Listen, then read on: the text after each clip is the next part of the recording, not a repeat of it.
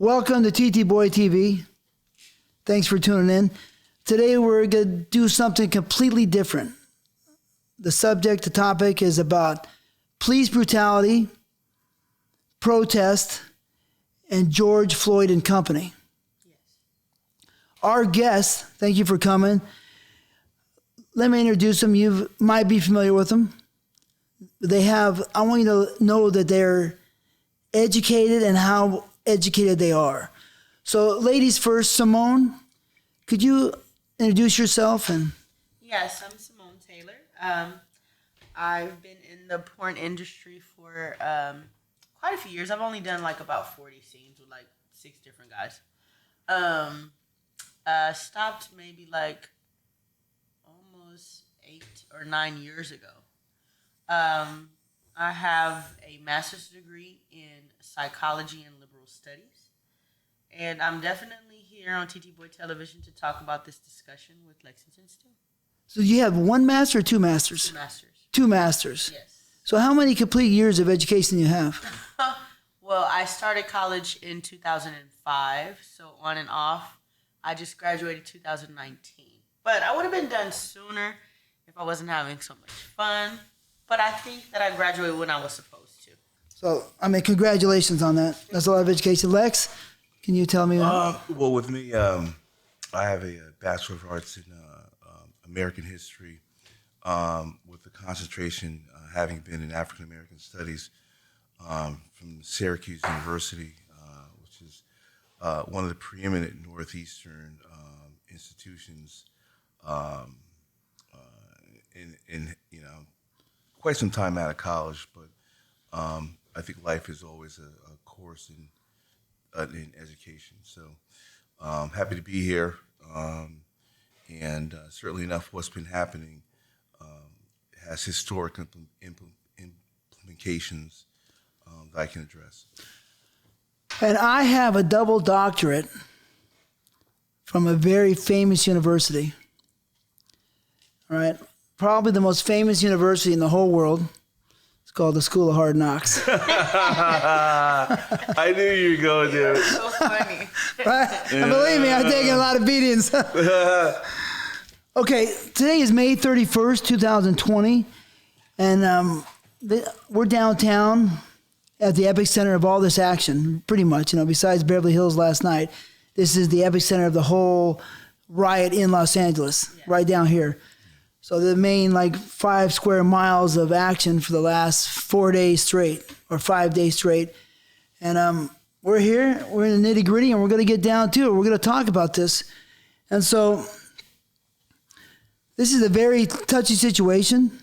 So everybody bear with us. And thank you for watching. The first subject matter is going to be protest. Samone? Yes.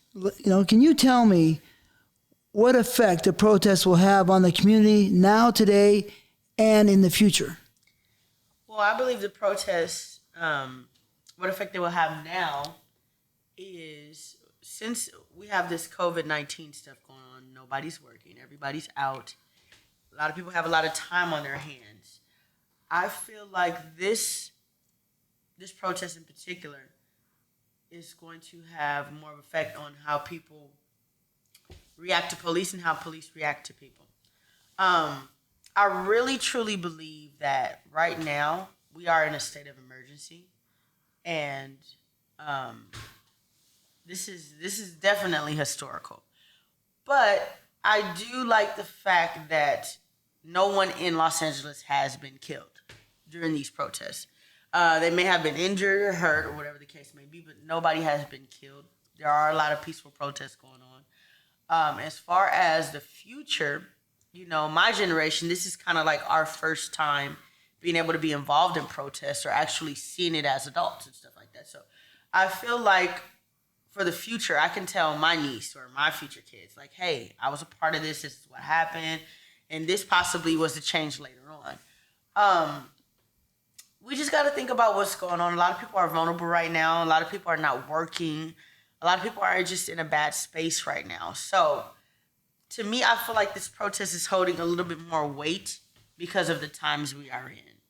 I think everybody's eye is on it. I think everybody's main focus is police brutality and racism.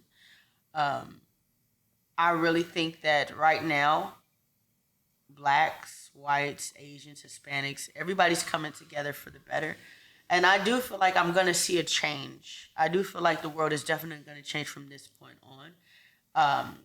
And I feel like it may change in a positive way. Because what else do we have?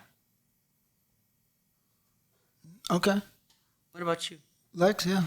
Well, I think the demonstrations are a reaction to an action, and the problem is the reaction has taken precedent over the action, and I think that there's a specific intention of the mainstream media, whether it's left wing or right wing media, to spin attention to the protests, and bearing in mind that the protests are a reaction to an action. I think that an attempt to place focus on the reaction is purposeful, and I think that history will reflect that it was the reaction that was the point of interest, and that's why I think that I always want to say, look, a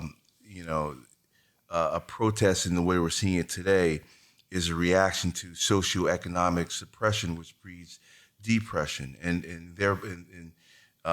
from that standpoint, we see what we see today. But as we always see the same default mechanism of nonviolent protests, I think at a certain point that will expend its utility. And it's at that point that hard questions need to be answered, because at the expulsion of civility, what we're seeing today across the nation, different cities, you're going to see a reaction from the powers that be, which could put people in harm's way when you go from rubber bullets to real bullets, especially if you have a number 45.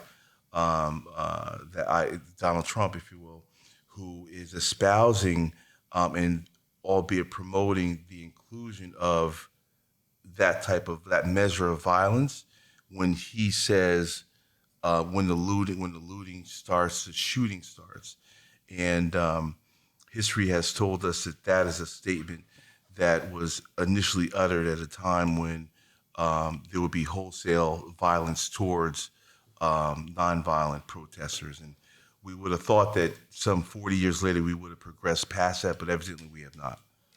Some people say this is about overall police brutality and not racism, while others say it's about racism and not overall police brutality.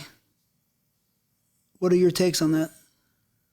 Me in particular, I feel it derives around racism. Yes, other races do encounter police brutality, but not more than blacks or minorities, for the most part. It's definitely racism. When you see, like, for example, in New York, they had people out in the park with no mask on.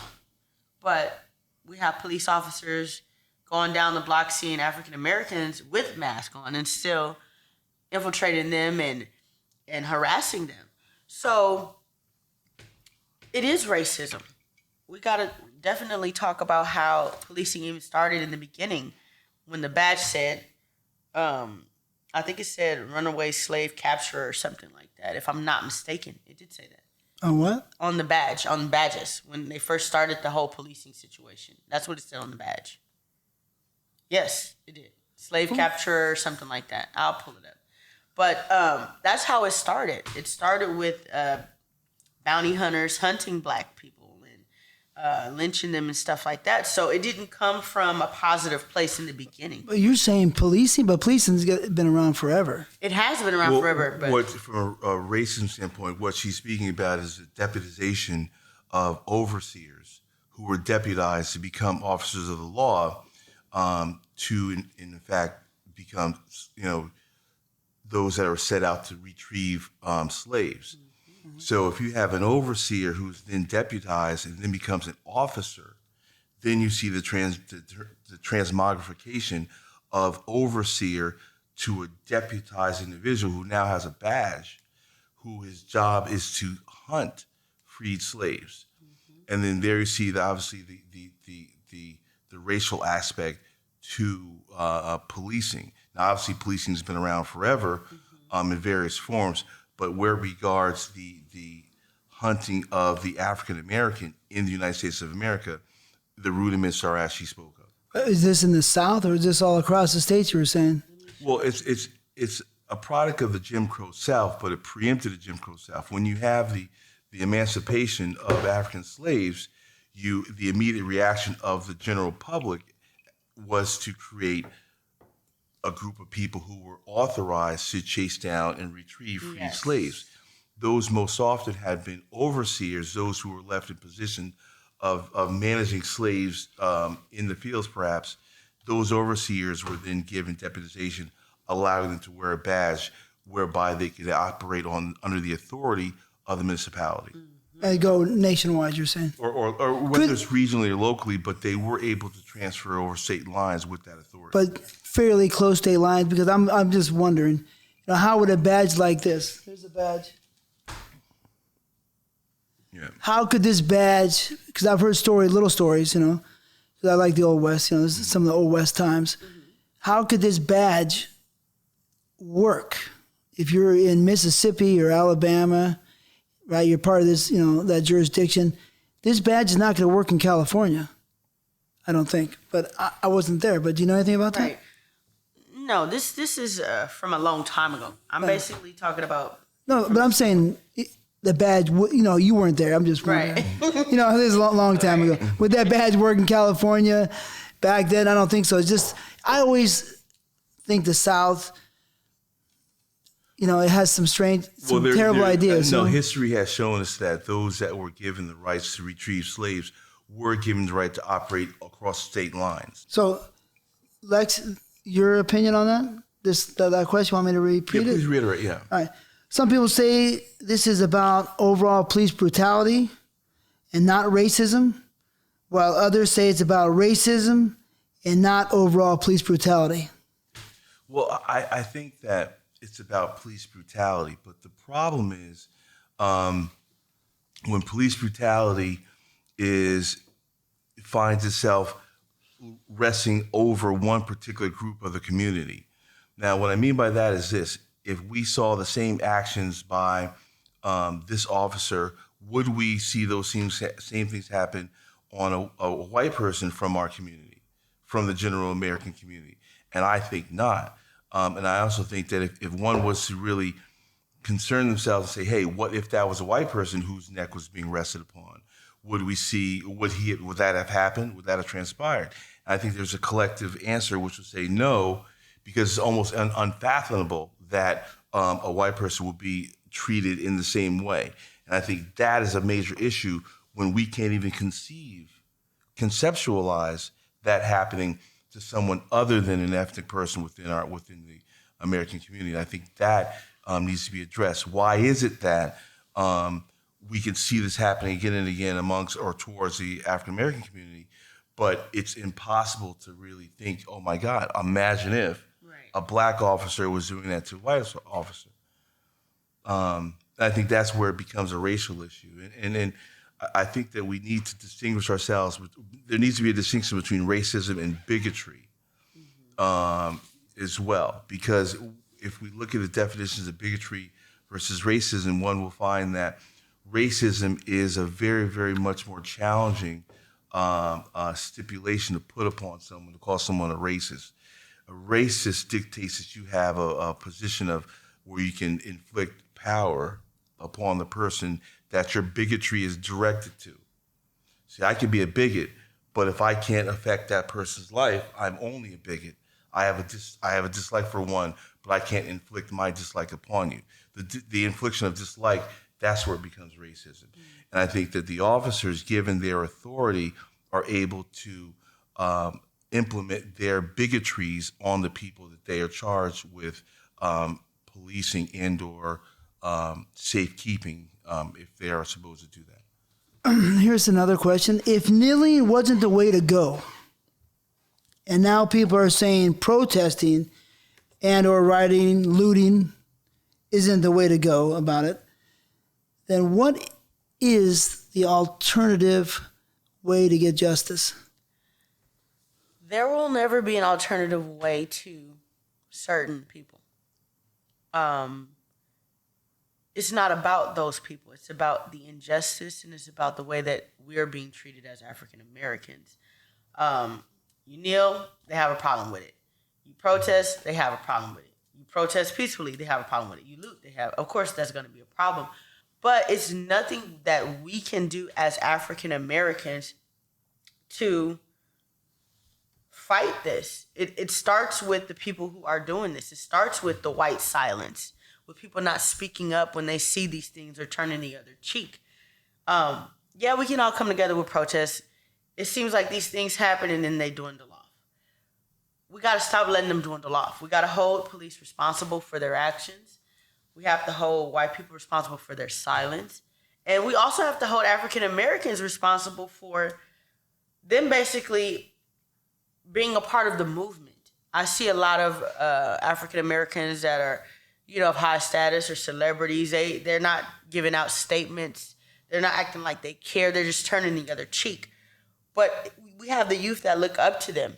So if they indulge in making statements and letting people know that it's not right and, standing out there, then I believe there will be a change. But everybody has to come together. That's the only way that it's going to work. Everybody has to let people vent the way they want to. Looting, I do not agree with at all. I feel like that's definitely not the right way. And burning down businesses in your community is definitely not the right way to get it off. But the people are tired of not being heard, and they feel like this is the way we're going to get heard, and they are getting heard by what's going on. They're trying to convict the cop. It's like you have to go through these measures. It's like history. You got to do something, just like, with the Rodney King situation when he was beaten in 91 or 92, and they had the riots. It affected everyone. Everyone was like, whoa, you know what? Police can't do this anymore. So now they try not to do so much on camera. It did change some things, because now they know they can be recorded. But it seems like now they're being recorded. They're still kind of doing things, but they're being sneaky with what they're doing.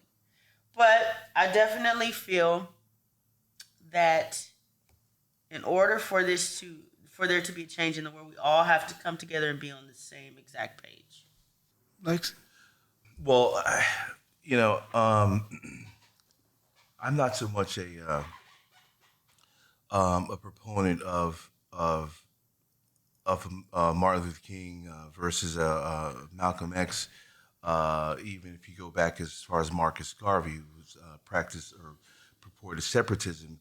Early Malcolm X was more separatist, versus primetime Martin Luther King was more turn the other cheek, nonviolence. And the problem is this: I think people trip out on the reaction of those that are oppressed, but those that are oppressed and suppressed economically, so certainly enough, socio-economically suppressed, there are very, very few reactions that can agitate change, because there's a lack of empowerment. Now, if you are a member of society that is positioned to be your wants and needs to be reflected in your voting rights, then you could say, yes, vote these people out, and the system works for you. But if you are on the socioeconomic parameters, then these situations don't work for you. So the only means of change that you can avail yourself would be to protest violently, or not necessarily violently, but do a protest like we're seeing. I'm simply saying that there needs to be less protesting in the streets. Certainly enough, the violence is crazy. The looting makes no sense. These have nothing to do with the death of George Floyd. Mm-hmm. I simply think that reaction is just that. It is a reaction. It's not a solving of the issue. I think that what has to happen, and Samone, you touched on that a second ago. You mentioned that the dialogue has to come white to white, and that's a very big issue. Whereas our community does a lot of screaming. in reaction to stuff that has happened to the community. But what I think is that those that are most often the perpetuators of these actions need to have conversations amongst themselves. And I think it's the denial of the necessity of that conversation that is the issue. For the first time, we are seeing our brothers and sisters that are in the community that are not Black. It's the first time we're seeing white individuals within our American community at large who are condemning the actions of this type of phenomenon. And I think that is, if anything, that could be a step in the right direction, is that we're seeing a holistic front towards how bad this situation has become. And I think that could be a step in the right direction, but I think that the dialogue needs to focus very heavily between our white brothers and sisters in a self-reflective manner. Can you point out any leaders in both the law enforcement and the Black community that you think are going the right direction? How about those that you totally disagree with? Well, I'll start out by just simply saying, I think as Black people within America, a lot of times our leaders are chosen in such a way that people are like, well, why is a basketball player or a singer the voice for a whole community? And I would say that is not such a bad thing from the standpoint that those that aggregate the most voice behind them, doesn't matter where they come from. So if you have a LeBron James who has steadfastly been out in front of all of these arguments, conversely, if you take a Michael Jordan who was less apt to speak, out publicly about these type of things, I think that our leaders exist. I think that we need to get behind our leaders, whether they are athletes or entertainers. It doesn't mean that the person has to be a politician with a degree from Harvard for us to stand behind him and say, this is our leader. If you compare the leadership, whether it's an Al Sharpton, a Jesse Jackson, I think that these periods have passed where we have to look and identify new leaderships. But if you look at the leaderships that are being offered by the African-American community, they're able to reach and represent a greater number than ever before. Because I will wager that LeBron James, the swath and the breadth of his power is far greater than what we've seen from other leaders that have, been given the designation as a leader of our community. You think sometimes, I'm just curious, are sometimes those people handpicked? Well, maybe so, but the thing about it is, if you look at LeBron James, I can't see him being handpicked because what he has done to get him in a position of such lofty power had nothing to do with anybody else. No one, he scored 40, he scored 40. That can't be taken away from him. That we follow him as our de facto leader, and he delivers is a wonderful thing. So. Well, I want to touch bases on you talking about them being handpicked. I do believe that certain political leaders are handpicked that are African American, for example, like Jesse Jackson or Al Sharpton. I believe, or what's his name? Ben Carson, Billy Carson. Well, Ben Carson,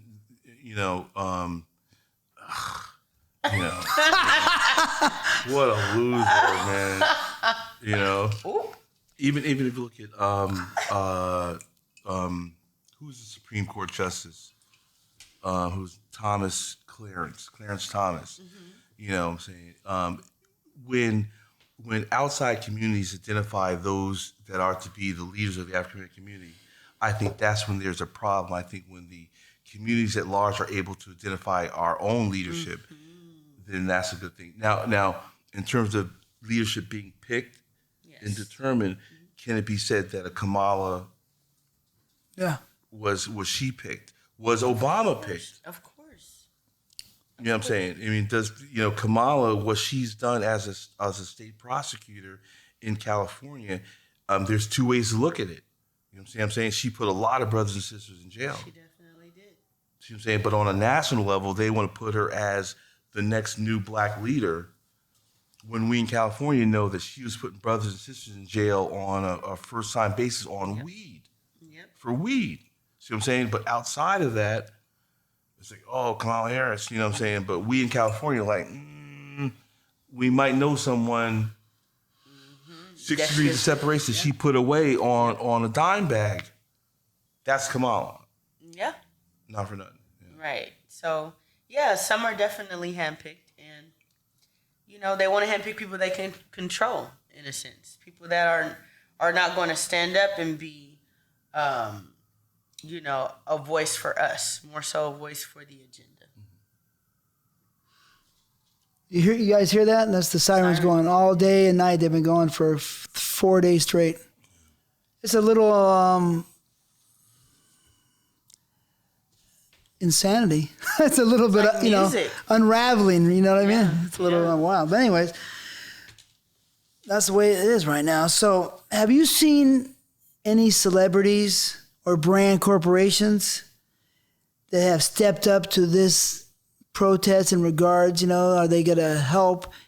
Have you seen or heard anybody? There's been a couple, Chrissy Teigen and just recently Seth Rogen. Netflix made a statement about Netflix, it, saying how they definitely stand with the people. I got their statement right here. You want to read it? Yeah, go ahead. We have Netflix and Hulu. Okay. So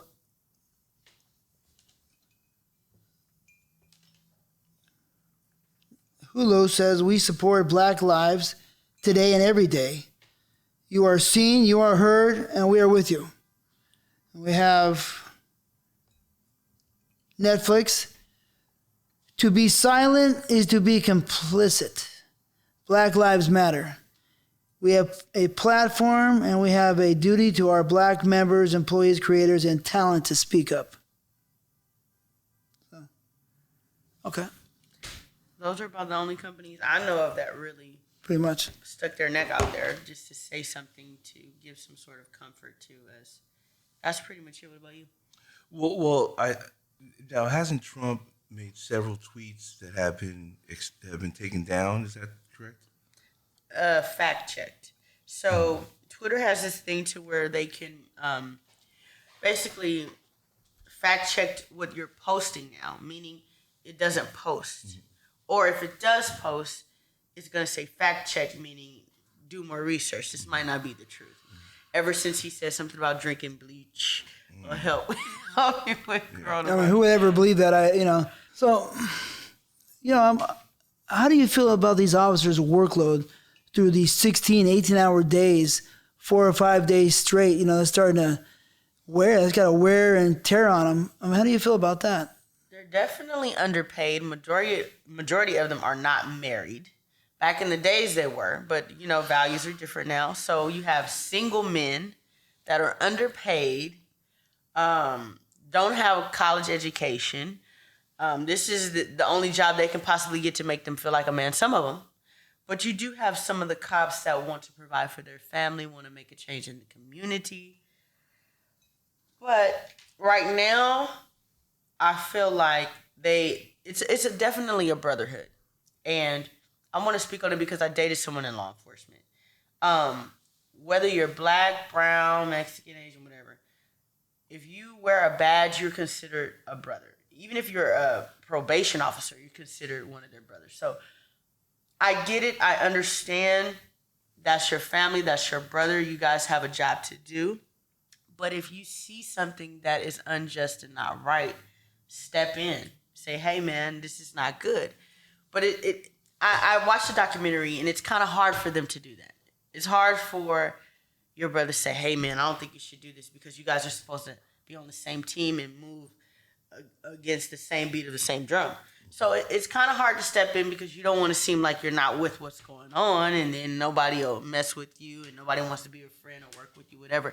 You don't want to have that jacket on in the precinct, or you don't want to have that. So it could fall in line. Be like treason almost.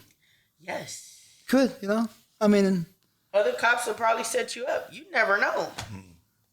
Yeah. It's tough. But, I mean, so the workload, do you have any sympathy for their workload, or how do you feel about that? No, because that's your job. It's just like being in the Army, or that's what you're supposed to do. It's no sleep.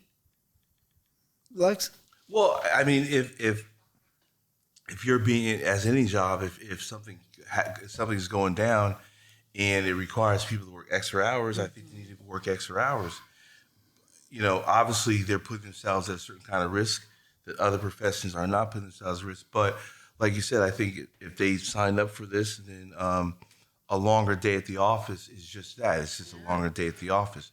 We pray that our peace officers, make it home each night, because I don't believe every cop is a bad person. Right. I see there's bad individuals in every walk of life. You know what I'm saying? So sometimes I just want to add that point in, that the people are people, right? The people are people, and a lot of people that aren't so nice, and some good people. That's how I look at it. I agree with you. I think that being an officer is a very, very honorable position. Certainly enough a hard position to do, because you're putting your life on the line every moment. But it's just a case of, for those that are given a lot of authority, much is asked. Mm-hmm. And I think that's the one thing that we need to bear in mind, is that for those that have decided to be cops, their responsibility does go beyond what, average job. Yeah. Mm-hmm. Yeah. I mean, look, if I'm going to give you a badge and a gun, and both of those things give you the authority to physically infringe upon the rights of another individual, then you got a lot of responsibility that comes with that. A lot of obligation of restraint and discretion. Agreed. And accountability. Yeah. I think that these are terms that maybe have fallen by the wayside in people reacting to the economic distress caused by the reaction we're seeing in cities nationwide. The National Guard and its powers. I want to know what you guys believe about the people understanding the power they possess to the American citizens, or over the American citizens. I don't think the people really know, because it's very rare that we've dealt with that, especially the generations now. So people are just thinking, the Army's coming in, whatever. They're just here to make sure nothing goes wrong. No. These people can shoot you. They can kill you and go home and eat meatloaf. That's exactly what they can do. And they can set fires. They can bomb places. You can be around. And if you're just a casualty, you're just a casualty. So people need to understand the seriousness of the National Guard stepping in. And, I understand you did the protests. You did the looting. They're here now. We got to figure it out. We got to do it another way. We don't want it to be where innocent lives are being taken away, because people can't control their emotions right now. You got to still be smart. Lex? Well, like someone said, look, when the National Guard becomes a part of the narrative, I think that's when, people need to really consider their health, because like someone said, the National Guard is not or their authority is not derived by the local auspices, right? The local police department or the sheriff's department does not command the National Guard. So when you bring in the National Guard, there's a level of seriousness that we rise to, and I think that in today's generation, if you look at the majority of the individuals that are protesting are from a demographic that only whereby academic research will they be able to reference what it was like the last time the National Guard is called in these circumstances. Mm-hmm. And if you're not academically inclined, you may not know that history has shown what happens when the National Guard comes in, because you're not going to get that. That's not going to be told to you by CNN. They're not going to, or Fox, they're not going to flip back and show you clips of what it looks like when the National Guard comes in. Right. You know what I'm saying? So, I think that when the National Guard gets called in, it's time for people to be seriously concerned about, That's the National Guard right there. In 1970 in Ohio, 4 college kids were gunned down. Yeah. That's the National Guard. Yeah. Anyway, so if you bring in the National Guard, obviously you've taken it to a higher level. And at what point does the constituency of the protests, do they dissipate or do they embolden themselves? But if they embolden themselves against the National Guard, they need to realize that those dudes do not have rubber bullets in their weapons. Right. And every single one of them has an assault rifle, a military caliber rifle, not a handgun. They're not 9mm or shotguns with rubber bullets. You know, it got real. I want to add on to it. It states here that the National Guard doesn't really employ so much the idea of weekend warriors anymore. They have combat units, trained people. And the thing about it, you know, the authorization that comes from the highest levels, you know, gives them the authority to play out whatever circumstances, you know, is put before them. And they're less likely, certainly enough, a soldier in the National Guard is less likely to be prosecuted if he, you know, deals out the wishes of his commanding, you know, officer, you know.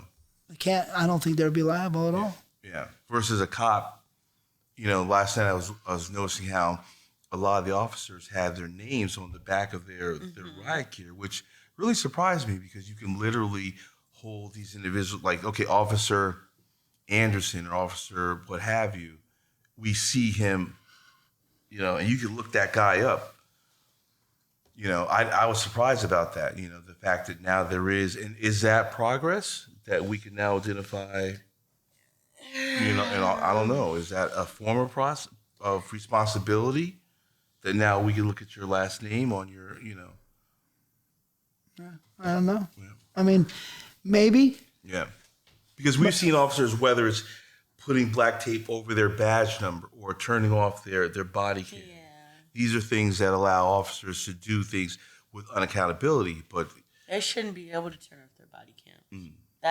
I don't think they should be able to do that. I think it should just run all day long and people just be able to tap into what they need to see. Or perhaps the body cams should be constructed in such a way that when an officer leaves his vehicle, it automatically turns on.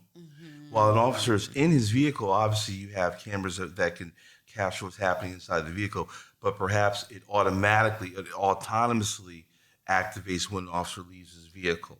Then it doesn't become a matter whether an officer decides to turn it off. Yeah, and that can be done. I mean, look, technology-wise, why can't that be done? Today. But you know what I'm saying? With like, the footage, it's still like, oh, well, let's see what happened. Is there more footage? Like, people don't believe it actually happened. It's like, and then when you see it, it's still like, oh, well, what was the probable cause? It's always questioning about it when you have the proof right in your face. So it's like, it really doesn't make a difference with the body camera, not if you really think about it. But imagine without the body camera, how many things would happen without there being any type of repercussion. Majority of the footage we're seeing is from people's camera phones. Yeah. Police brutality and the guidelines. That's the subject right now. What is police brutality? When should they use force? And when is too much? Police brutality definitely is shooting an unarmed man, beating a man that's in cuffs, saying a person is resisting when they're not, just basically putting them through hell because you have the power to do so. That's police brutality to me. I think that's very accurate. What about you, TT? What do you think? I think that it's complicated because the people, every normal person, you know, has emotions, right? Yeah. And when you disrespect somebody that has pride, you know, whether it be a police officer or a citizen, right? You have to be so careful with the people, psychologically speaking. You know, there should be psychological guidelines, because why? If you're somebody getting pulled over, you got to be careful how you react. And the police officer, when he pulls somebody over, should be aware and be conscious of how he treats somebody he pulls over or talks to and how they talk. Because that right there incites, fuels a possible fire that is hard to battle sometimes when you're not used to these situations, you're not so experienced with a fire. How do you put it out before it burns somebody? Right? How? What do you do?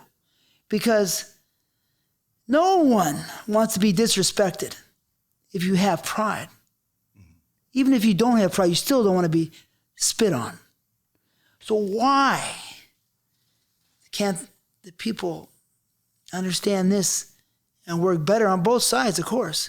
If somebody is attacking a police officer, right, I believe he can defend himself.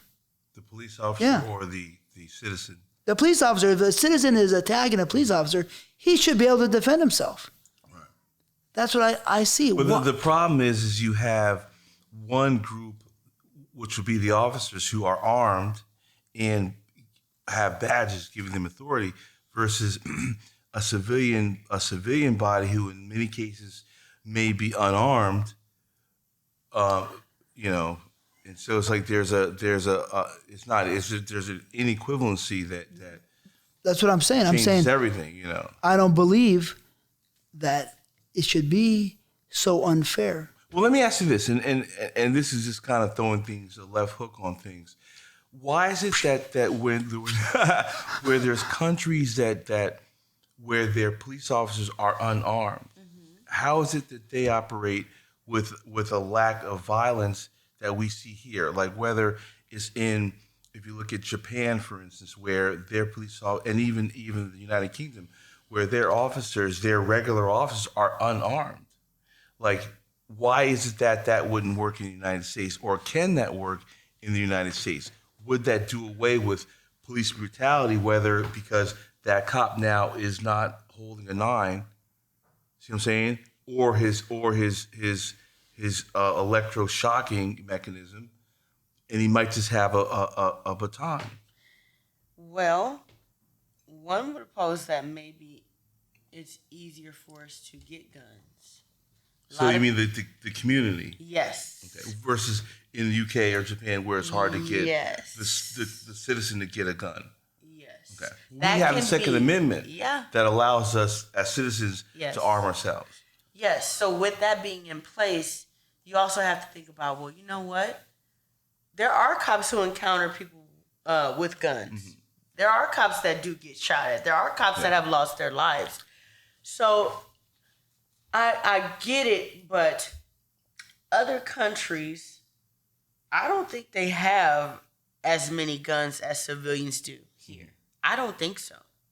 We're the strongest country with arms in the world, which makes us impregnable from outside sources, which, in my opinion, is very important. Well, perhaps we might be one of the only countries that within the construct of our main law, the Constitution, inside of that is built in there the right to bear arms. Yes. In other countries, is it infused within the rights of other citizens of other countries to have their own weaponry? No. So then a cop would have to be concerned with whether he's going to get shot if he encounters a civilian. Thusly, that could supply their attitude towards, I got to make it home tonight. I might be the aggressor because, You got to think about the reels they may see during training. Like, hey, this is the worst that can happen to you. And they show real reels of what happened to police officers. So they're already going into the force with their minds like, you know what? I got to always think this person has a gun on them because you never know. Totally. The psychology, I don't stick up for anybody on this particular day, right? I'm just, I said, somebody being shot down, you could say I'm sticking up for him, yes. For me, that seems insane. For a police officer to shoot somebody down. You know, it just seems crazy. That's not armed or anything like that. You know, it just is. But anyways, that's not why. I'm thinking the old days, right? Mm-hmm. A little bit older. You know, a lot of times, the men, were like, "Hey, you got a problem? We can solve it." Yeah. Right? Old school. So things have changed, but I think that idea was a little bit better. I do too. But I mean, then kind of. But then if we walk around in an open carry society, how bad could that be? Oh yeah, it could be bad. Well, Arizona's open carry. Yep. All right. I don't know about Nevada, but I know for sure Arizona is, and I think Georgia is too. Mm. So it's not as bad as you think because you're going to have respect for everybody because they're armed. Well, and the reason why I bring up open carry is if you look at open carry, then you see a balancing of the power. Whereas if I'm allowed lawfully to carry a weapon, then I don't have to live in fear of being bullied by another person who's openly carrying a weapon. See what I'm saying? Because if you look at what in these communities where a white person is carrying lawfully carrying a weapon in public, and they're able to walk around freely, mm-hmm. versus in the same community, if a black person was walking around with openly carrying a weapon, they will be approached by the police, by the authorities that be. And I think that is an issue that we have to bear in mind because why is there that discrepancy? Why is there that intrinsic difference between, why is it that unarmed white person is not as threatening as the armed black person? Now, it's even exponentiated when you remove the arms from the black person, and now the black person who has no fitful right or effective right to arm himself, even a defensive measure, are brought up against a cop who's got all the authorities to kick his ass and he's armed. See what I'm saying? And until other elements of the community are forced to be the person in front of that officer who's armed and you are unarmed. Until that happens, I think people can't really understand why the African American community reacts in such a way. And I will say that at least in Los Angeles, it's not only the African American community, but the contingency of the protesters. It's a great amalgamation of all Los Angelinos, whether it's black, white, Latino, Asian. Mm-hmm. The protests are showing a great mix of people, which is a wonderful thing because it shows that it's not just a Black Lives Matter thing. It's a humanity thing. I think people are like in an uproar because humanity is being wastefully expended in real time with no valid explanation. Okay, at what point do the police infringe on your civil rights? I've had a limited experience with officers in terms of I haven't done much to put myself in harm's way, so I have a limited experience with something in terms of something that I may have done to encourage a mix-up, a dust-up with officers. The psychology between two people coming together, atoms, neutrons, whatever you want to call it, are combustible sometimes. Yeah.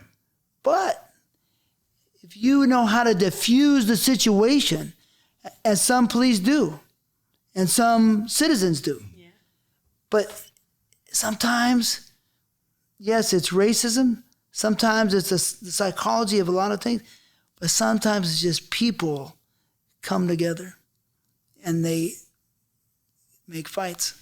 Well, in terms of what brought us here today with George, it's not that. That's not part of it. I'm just saying. And the problem is we've seen in so many circumstances where if the citizen is not offering a fight back to the cop, and yet the cops still do what they're doing, that's a problem. No. Well, and I would venture to say that it's the responsibility of those that are officers to learn how to diffuse the situation. Because bear in mind, they are the pros at all of this. The civilian is not responsible or obligated with being a professional at diffusing a powder cake circumstance. The cop is the one it's constable of the peace is a de facto etymology of the word cop. So you are representative of peace. And how do we get to a point where the representatives of peace are the provocateurs of ultimate violence, judge and jury, and executioner? Yep. Let's say how, let's say black people, okay? How, after so many men have been murdered or killed or however you want to state it, what is the psychology, the PSD, right? Post-traumatic stress of anybody getting pulled over? You know, any black person, you know, that knows somebody that has been brutalized or killed, somebody close to them in their community. How do you react? How do you stay calm? How do you stay cool?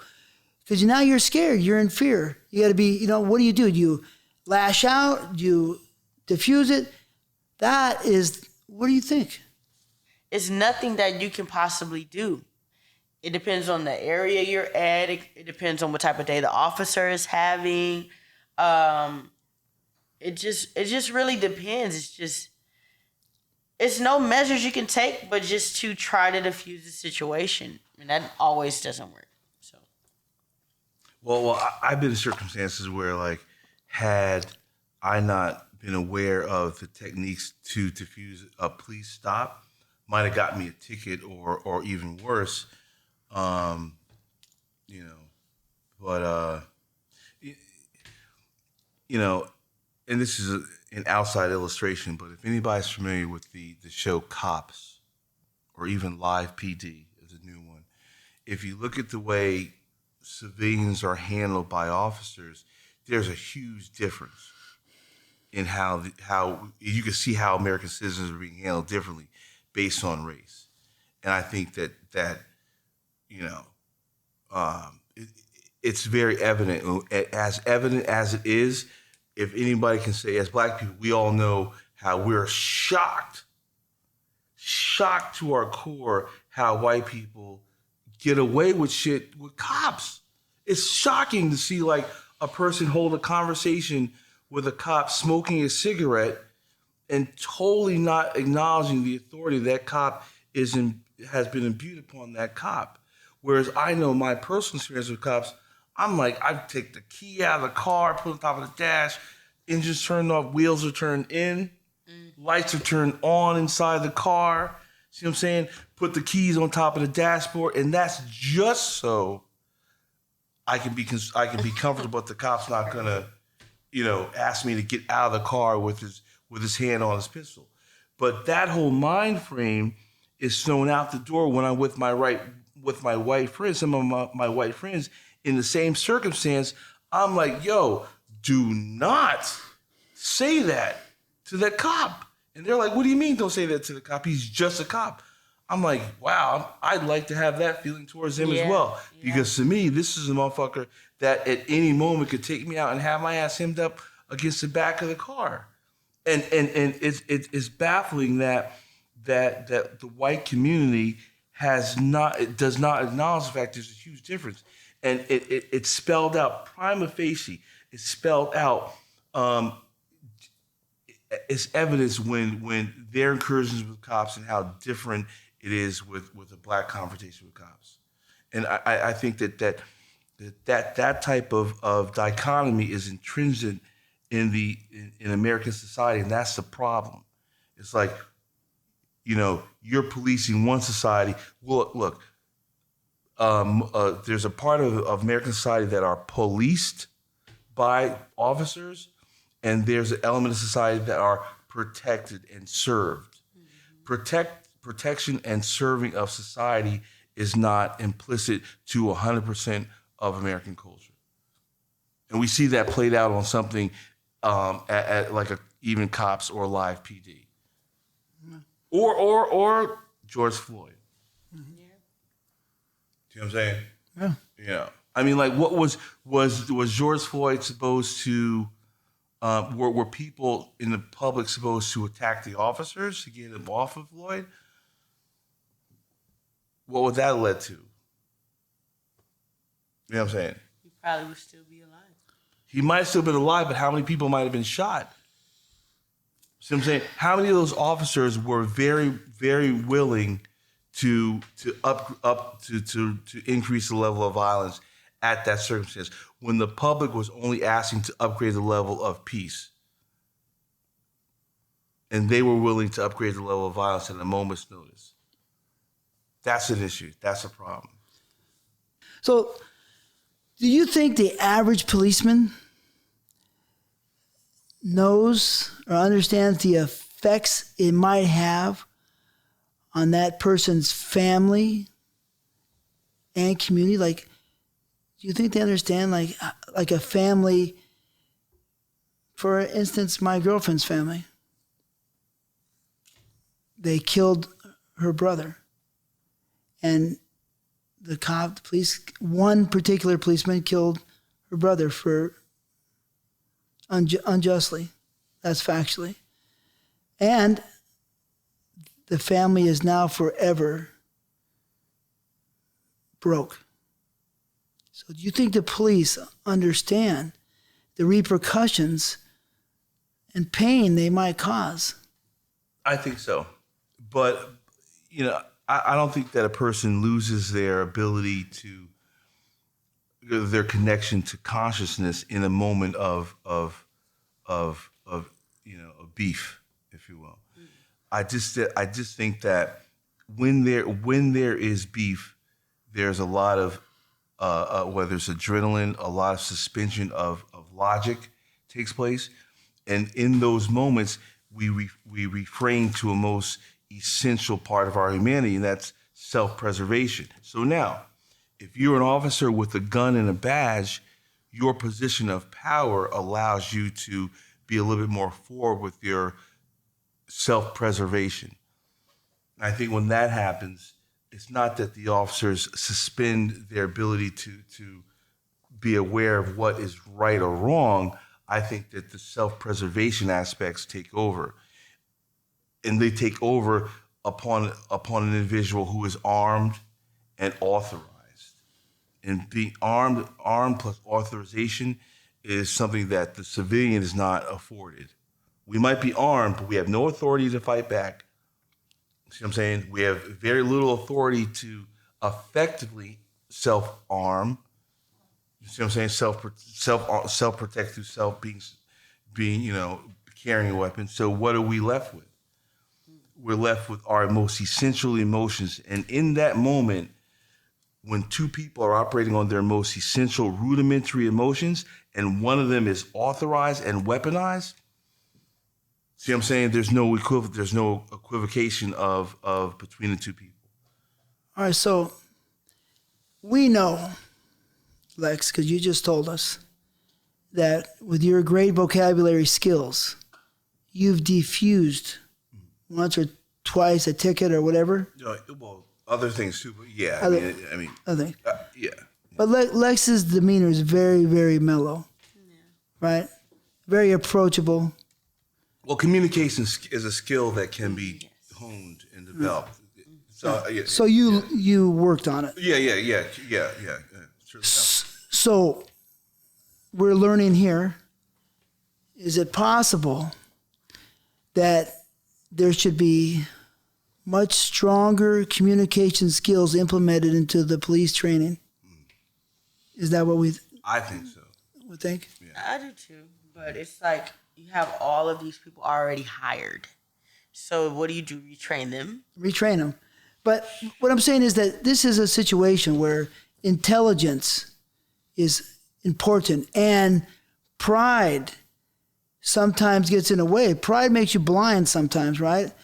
So you think that this, let's say you're an officer, and you see some person that you think lesser of, black, white, Spanish, and you say, oh, this guy shouldn't talk to me like I'm nobody, right? I'm a cop, right? If you have that psychology in your communication vocabulary, how's that going to work? How's that going to diffuse anything? Well, I think that the operative word would be temperance. I think that temperance is maybe an aspect that's undersold and undertrained, because temperance doesn't matter, where you come from, whether you came from this side of town or that side of town. I think temperance is something that can flow through everyone. I think everyone can identify a level of temperance that would allow someone to keep their self-respect. I'm not infringing upon your your self-respect. I have a temperance which would allow for us to get to. If I got to take you in, it doesn't mean I got to disrespect you. I just mean I got to take you in. All right, let's move on to the next part. George Floyd and other victims, police brutality, victims. So let's start with one of the first ones that was publicized and caught on camera, one of the first big cases, and that was Rodney King, 1991. Yeah. Were you around for that, TG? Yeah, I was around. Matter of fact, when the riots came out, it was on my birthday in 92. And I was around. And when I saw that video, I said, wow, that's pretty disturbing. Mm-hmm. Yeah, imagine all the police brutality done without cameras. So to see doesn't mean that it's not going on. It's been going on without seeing. I was a baby when Rodney King was beaten, but it still affects my generation today. That was one of the biggest cases. And then he got paid, right? Didn't he get paid for that beating by the police department? Yeah, $2 million, I think. And that's why, perhaps we need to make sure we be alert as to who our lawmakers are. Yes. See what I'm saying? Because all too often we forget that the most powerful person that Trump puts in position in his tenure in office is going to be those members of the Supreme Court, because they don't have terms in terms of they don't have an end to their 4-year, 2-year. Exactly. If I'm going to hire a dude that could be an asshole for 4 years, or am I going to hire a dude that can be an asshole for 40? A lot of times to their death, they stay. Word up. I mean, Clarence Thomas, just a month ago, issued his first vocal incantation in over 10 years on the Supreme Court, which means that for over 10 years, in everything that they can, all the issues the Supreme Court dealt with, he literally has said nothing. Literally never opened his mouth for over 10 years. See what I'm saying? And then these are the people that want to make the African American community feel that, well, we've made some progress because we have Clarence Thomas on the, on the Supreme Court. So I'm saying, it's like we need to really, really affect change through participation in the lawmaking aspects of society. Yeah, I mean, this is evolution, because we have to remember, the ugly facts. A lot of this world was ruled by dictators and crazy times. So we are evolved, but it's not a joke what humans have dealt with over these 50, 100,000 years. Yeah. Anyways, that doesn't take anything away from what's going on, but there's... And not for nothing, I will say, too, that the changes that are happening right now, we're expecting a lot of changes to happen if you look at the last 75 years, right? If we look at what's taking place in the last 75 years in terms of for the betterment of society, that pales in comparison to the 400 years of operating as being a part outside of society.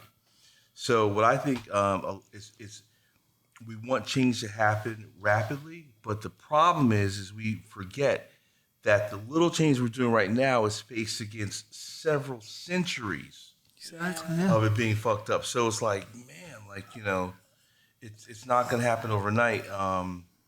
Right, you're right, and that's And bear in mind too, another thing people forget is United States was founded or founded out of a circumstance of political unrest, whereas the same stuff that's happening today in the streets, back in the 17th century, the British were looking upon the American constituents the same way the majority is looking upon the minorities here in this country. Mm-hmm. And the minorities back then were your Mayflower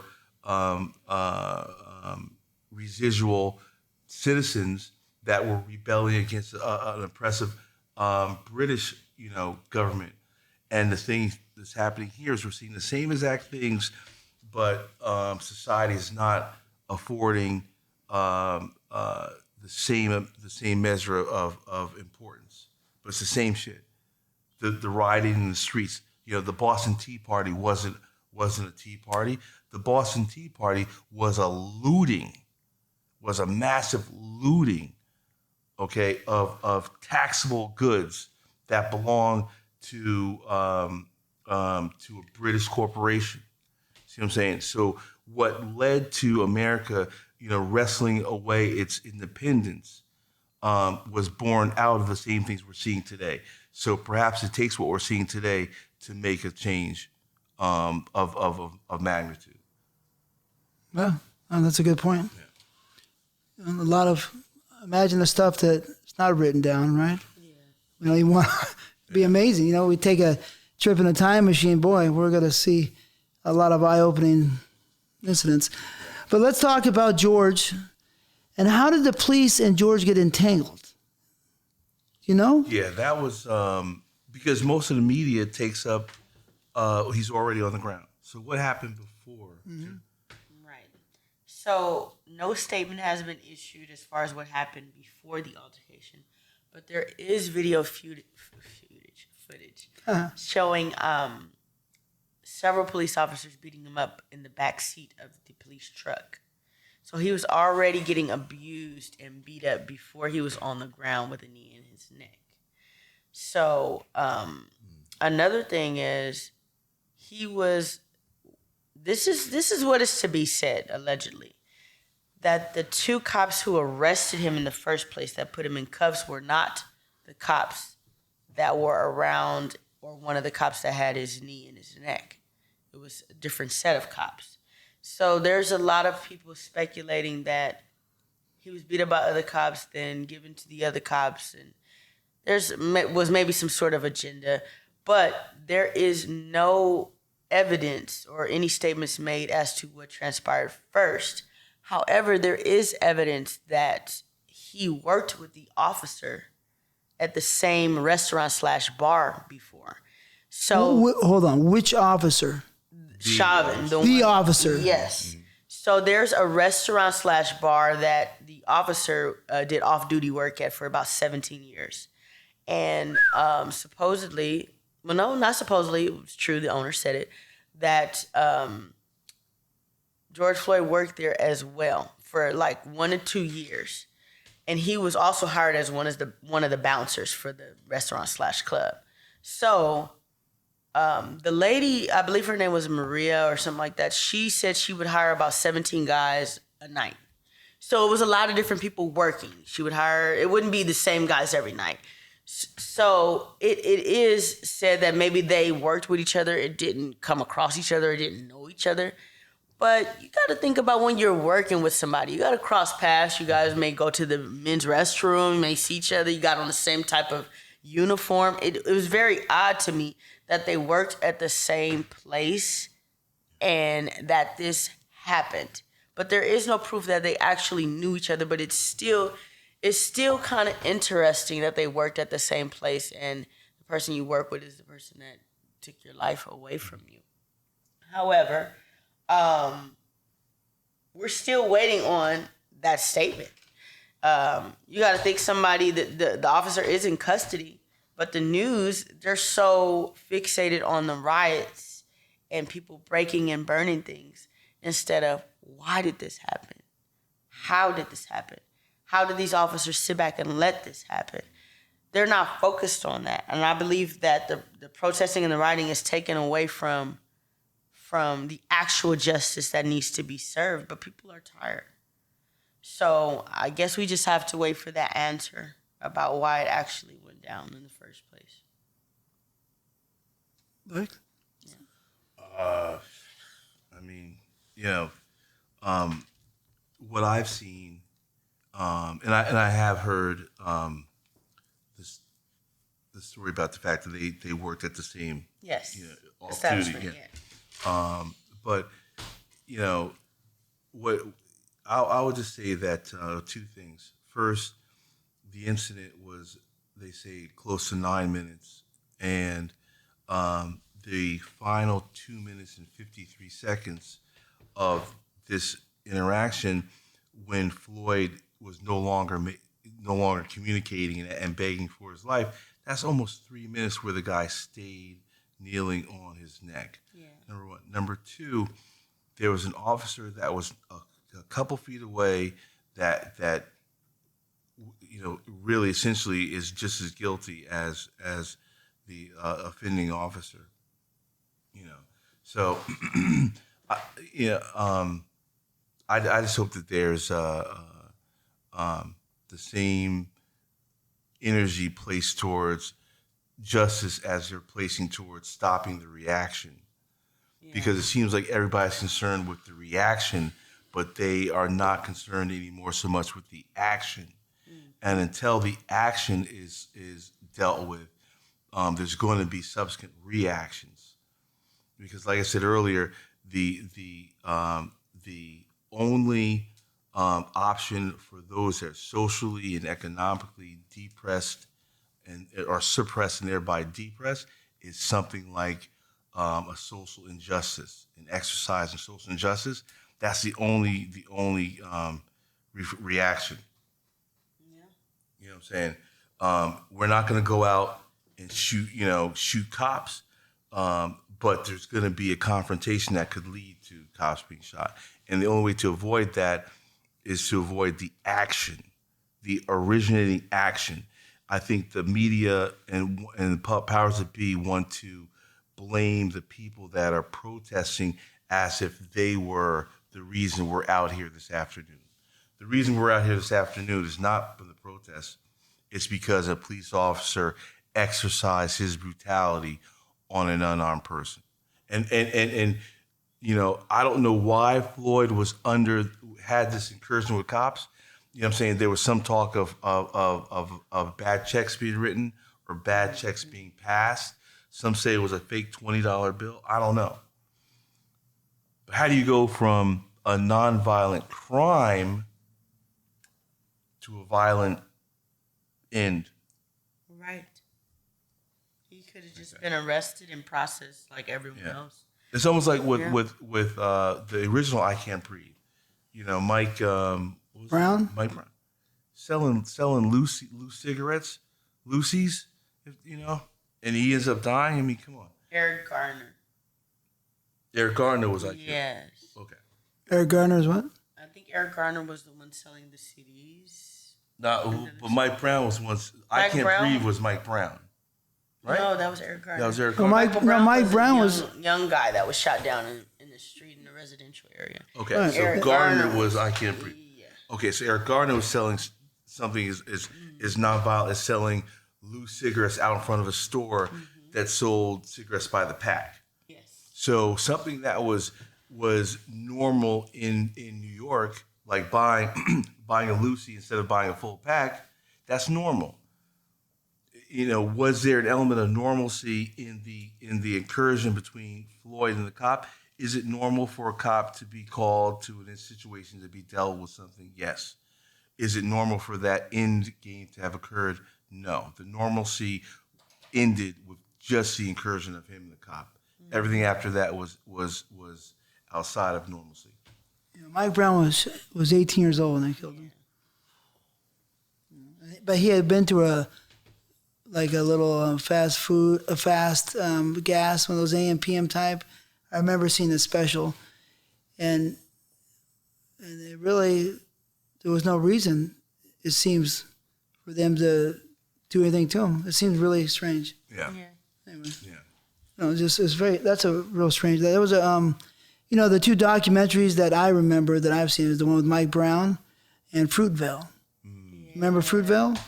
Yeah. I mean, the guy's handcuffed, face down, and they shoot him. They made a movie of that. Yeah. Fruitvale Station, Yeah, it's in Oakland. It doesn't make sense. But we can say that it says here in the online, as far as we can take that, trust that for sure. But it says, did you know that 193 people have been killed by police in Minnesota since 2000? 190? 3, yeah. I think that fact, while a fact, is perhaps, we have to look at that as, not a misnomer, but you have to say, how do we qualify that number? Yeah. Because there could have been 190 of those 193 that were justified interactions that involve police force. Yeah. It's those 3 that we have to say there's an issue. But here's an interesting question. Why, if the police officers knew they were being videotaped, did they continue? I mean, did they let this officer continue to put his knee on George Floyd's neck and not stop him if they knew they were being videotaped? Maybe because they didn't think anything would happen. All they have to do is file a whole bunch of paperwork and maybe get some time off. I mean, that's pretty much the protocol when these things happen. And it's always some sort of justification for why they did what they did. So, especially when you have 4 or 5 other officers with you, all they got to do is say, nope, this is what happened. We were there. They're going to believe you over the people. So, I believe that majority of police are not really afraid of the cameras because they know wordage and things they need to do in order to justify what they've done. So I don't think they take it as seriously. A lot of them, some of them are scared. Some of them went through training, got this badge, and they're really punks behind the uniform. And they just don't know how to, diffuse altercations. So the only way they feel they can is by pulling out a gun. And my thing is, this is a question I have. Even with the protesting going on and them using rubber bullets, why can't they use that when they're pulling people over or making arrests? Why do they technically have to use guns? Lethal force. Yeah. Well, I don't think that, just off the top of my head, I don't think it's gonna, when actions and situations happen so rapidly, I don't think it's going to be wise to have rubber bullets in your gun when the other person might have real bullets. But here's the thing. If you know the person is unarmed, you've already searched them, you know this, right? Then why would you need to pull out your actual gun if you already know that they're unarmed? Of course. Why do you need bullets at all? True. So, I mean, that's the main question.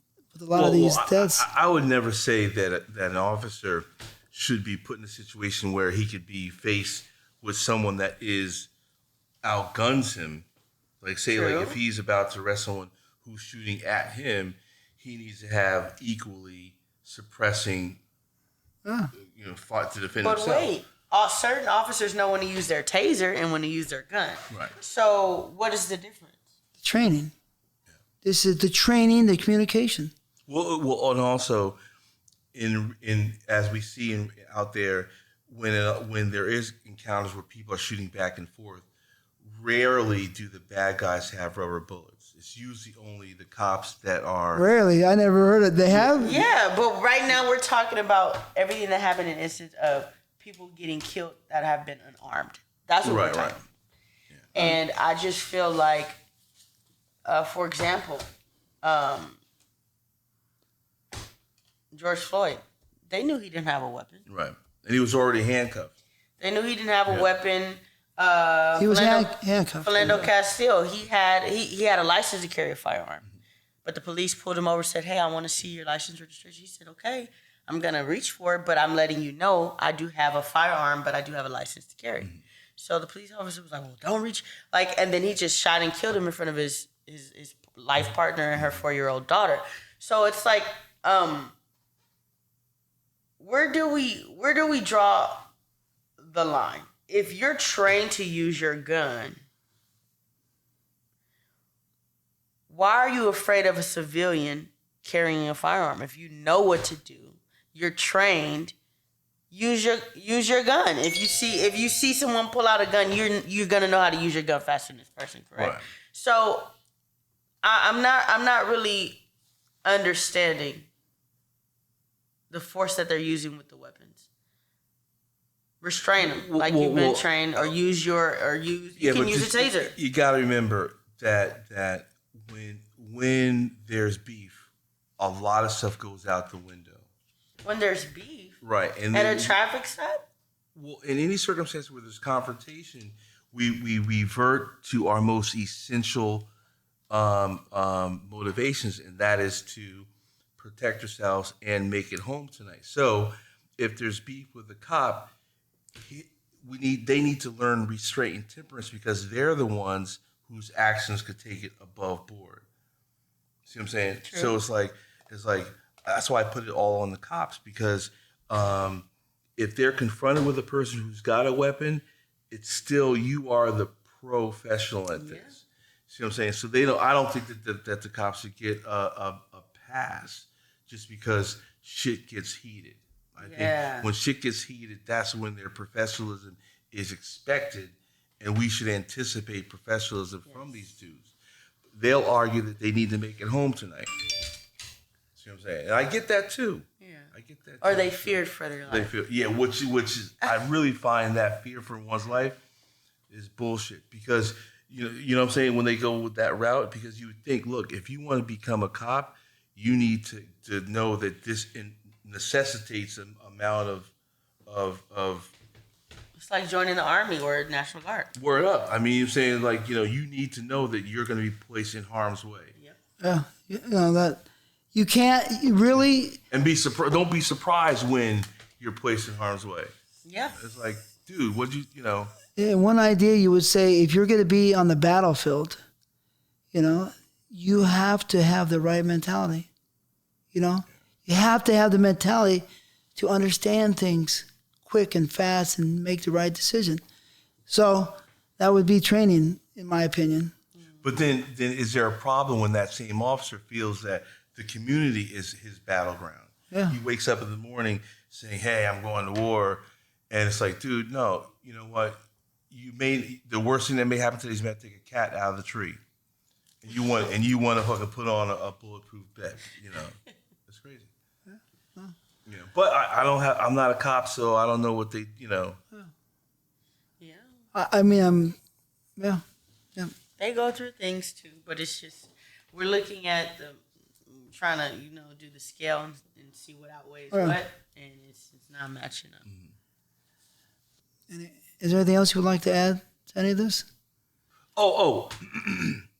Before we go, it's just, if I like to bring up the fact that the media, whether I watch CNN more often than not. I choose to watch Fox every now and again to make sure I can contextualize the opinions from both sides. Yeah. But Antifa and Black Lives Matter are being identified as those that are exacerbating the protests in a way that will result in violence. And I think that is a cop-out of the media or the powers that be to say that the reason why all this is happening is because there are identifiable groups. And why is it that identifiable groups that speak on behalf of the oppressed are made to look like they are the originators of this violent circumstance? And that is a terrible thing to make Antifa, and I'm not a member of Antifa, nor am I a member of Black Lives Matter. I live Black Lives Matter. Yeah. Any comments on the Black Lives Matter? Yes. For those who don't know, they started in, I believe, 2013.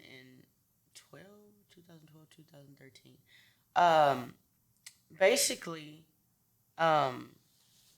they've been advocates for peaceful protests, getting people out there on the field to voice their opinions about police brutality, racism, and things of that sort. But lately, when riots have been going on, we've been seeing people that are not black spray paint Black Lives Matter on people's businesses. And, at once they wanted to basically claim Black Lives Matter as a terrorist group. They tried to do that. And that's not what they are. And I believe that sometimes when these situations occur with people being killed by the police, I feel like people use them as an excuse to say, oh, Black Lives Matter, these are the people that are doing this. And they're the ones breaking the buildings and busting out the windows. And they're not the ones that are doing that. They basically promote peaceful protests. And that's pretty much it. I just wanted to let people know who they are as a group. They're not thugs. They're not out here trying to start anything or any confusion. They're just standing up for Black people's lives and their rights and human rights, for that matter. And you don't have to be Black to be a part of it. You could be Hispanic, you could be white, you could be Asian. It's just basically a group that promotes the lives of Black people, of saving their lives, or going against the grain, speaking out on what's going on in the world. I'm not a part of it either, but I do support anything that's trying to do right and stand up for justice at the end of the day. Well, also, do people feel that that there's a place for a group like Antifa that puts themselves out there as being the point of the spear? Is there a place for that? Do we need a razor's edge that is Antifa? Mm-hmm. We need something. Something's got to be done. We can't keep, being peaceful, hasn't really gotten us anywhere. No. I have to add one more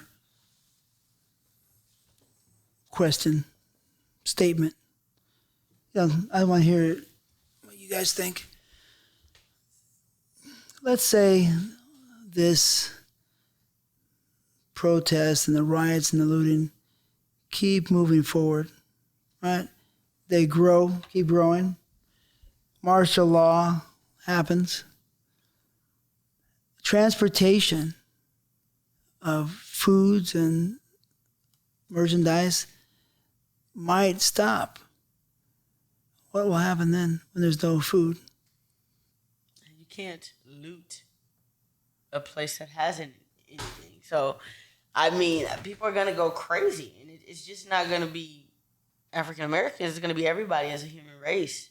And at the end of the day, these situations that are occurring affects us all, right?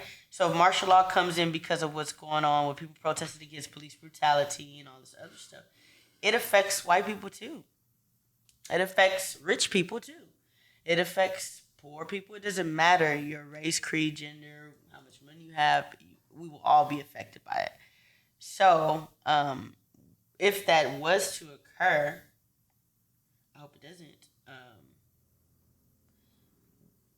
Maybe that's what it will take for everybody to come together as one.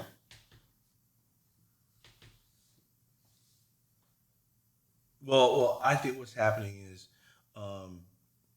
you can have a lot of people that are going to be buying more and more guns before the laws change about as far as you being able to buy a gun.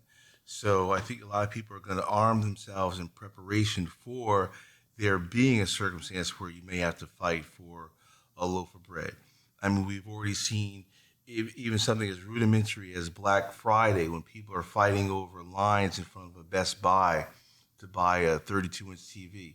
Well, what happens if we've seen with coronavirus where people are fighting for a 12-roll of toilet paper, right?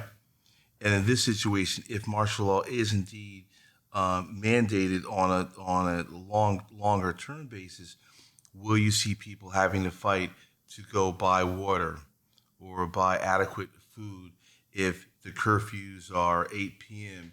and you don't get off of work, until 9, and you can't go to the store to buy? So now you got to force someone else to go buy for you. I don't know. I mean, I think we're ways away from people fighting for something, for resources, like such as food, based on what we're seeing now, but it could happen. Yeah. Well, I think that we had to keep in mind this small detail, which is kind of big, is that what I witnessed from the corona, COVID, whatever, is that these stores were ramshacked out of food and supplies within 2 days. And if the trucks and, the shipping companies can't get that product over there, Yeah. it's some crazy shit, man. But Yeah. Yeah. anyways, we're getting kicked off the air right now. The producers over here are throwing us off. Sorry, guys. We, I appreciate you, Samone and Lex, coming down. Yes. Thanks very much. Thank you. No doubt. So nice to see you, like usual. And we hope you like what we said. TTBoy TV, out.